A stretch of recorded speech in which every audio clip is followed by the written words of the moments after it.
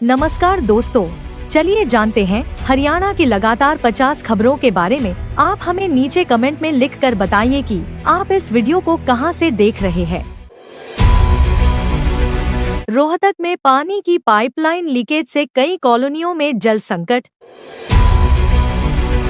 हरियाणा सरकार ने 5 जिलों के सरकारी अस्पतालों में विशेषज्ञ चिकित्सकों को ऑन कॉल उपलब्ध कराने वाली स्वास्थ्य सेवा शुरू की है, जिससे ग्रामीण इलाकों में इलाज सुलभ होगा। गुरुग्राम में ट्रैफिक सुधारने के लिए स्मार्ट सिग्नल सिस्टम लगाने की तैयारी। फतेहाबाद में जल निकासी परियोजना की धीमी गति से लोग नाराज। करनाल में महिला कॉलेज के बाहर सुरक्षा बढ़ाई गई, छात्राओं ने सराहना की। कैथल में खेल स्टेडियम की दीवार गिरने से 2 लोग घायल। पंजाब हरियाणा हाई कोर्ट ने भाखड़ा बांध के पानी संबंधी निर्देश को बरकरार रखा है, जिससे हरियाणा को पानी मिलेगा और विवाद केंद्र सरकार तक पहुंच सकेगा। हिसार में सरकारी अस्पताल में दवाओं की कमी पर मरीजों ने जताई नाराजगी।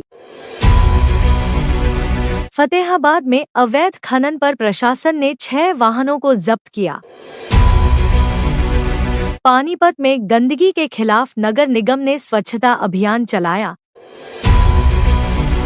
गुरुग्राम और हिसार में जैव खाद्य पदार्थों की विशेष मार्केट खोली जाएगी, जिसमें किसानों को पैकेजिंग और ब्रांडिंग के लिए वित्तीय सहायता दी जाएगी। पलवल में मुख्यमंत्री द्वारा 1270 करोड़ रुपए की विकास परियोजनाओं की घोषणा की गई है, जिसमें स्पोर्ट्स कॉम्प्लेक्स, सड़कों और सामुदायिक केंद्रों का निर्माण शामिल है। होमस्टे योजना के तहत युवाओं को मुफ्त प्रशिक्षण देकर उनके घर को गेस्ट हाउस में बदलने का अवसर मिलेगा, जिससे पर्यटन और स्वरोजगार को बढ़ावा मिलेगा। झज्जर में खेल प्रतियोगिता के दौरान खिलाड़ी घायल, अस्पताल में भर्ती। रेवाड़ी में स्कूली बच्चों को पौष्टिक आहार देने के लिए नया मेनू जारी। पंचकूला में पशुपालन विभाग ने पशुओं के टीकाकरण के लिए शिविर लगाया। कैथल में किसानों ने फसल बीमा योजना में बदलाव की मांग रखी। फरीदाबाद अरोली में 5000 से अधिक अवैध इमारतों को गिराने का अभियान शुरू है। हरियाणा सीईटी 2025 की आवेदन तिथि 2 दिन और बढ़ाई गई है।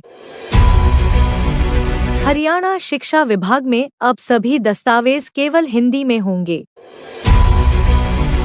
गुरुग्राम ग्रीष्मकालीन न्यूनतम तापमान 30 डिग्री पार पहुंचा है। चलिए दोस्तों, अब जानते हैं हरियाणा की कुछ खास और बड़ी खबरों के बारे में विस्तार से।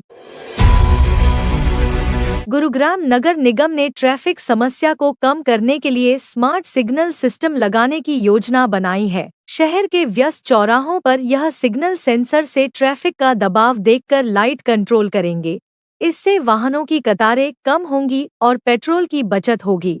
अधिकारियों ने कहा कि पहले चरण में 10 सिग्नल इंस्टॉल किए जाएंगे। ट्रायल सफल रहने पर पूरे शहर में सिस्टम लागू किया जाएगा।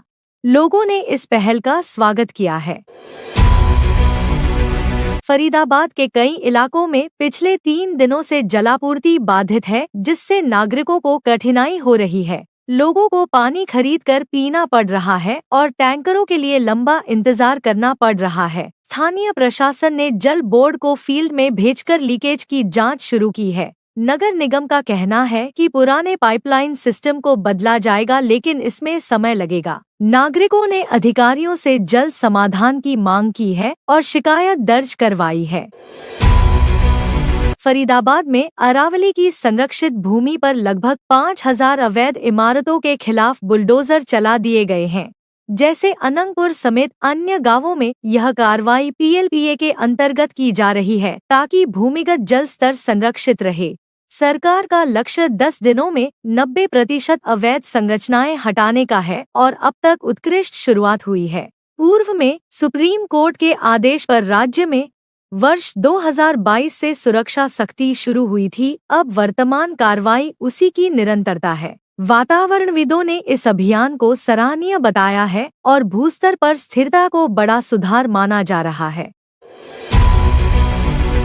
कहर की दौला टोल प्लाजा स्थानांतरित। गुरुग्राम में लंबे समय से ट्रैफिक जाम का कारण बने कहर की दौला टोल प्लाजा को अब पचगांव में शिफ्ट किया जाएगा। इसका फायदा यह होगा कि करीब 15 किलोमीटर का सफर टोल फ्री होगा, जिससे वाहन चालकों को राहत मिलेगी। हरियाणा सरकार ने इसके लिए 28 एकड़ जमीन मंजूर की है, जहां मल्टीलेन फ्री फ्लो सिस्टम लागू होगा। इससे दिल्ली जयपुर हाईवे पर जाम में भारी कमी आएगी और प्रदूषण भी कम होगा। परियोजना को जून 2025 तक पूरा करने का लक्ष्य तय किया गया है। मध्य प्रदेश हरियाणा से जुड़ी 50 खबरों को हर रोज सुनने के लिए आप हमारे चैनल को सब्सक्राइब करें और वीडियो को लाइक करना बिल्कुल भी ना भूलें। आप देख रहे थे आपका अपना YouTube चैनल वन माई न्यूज।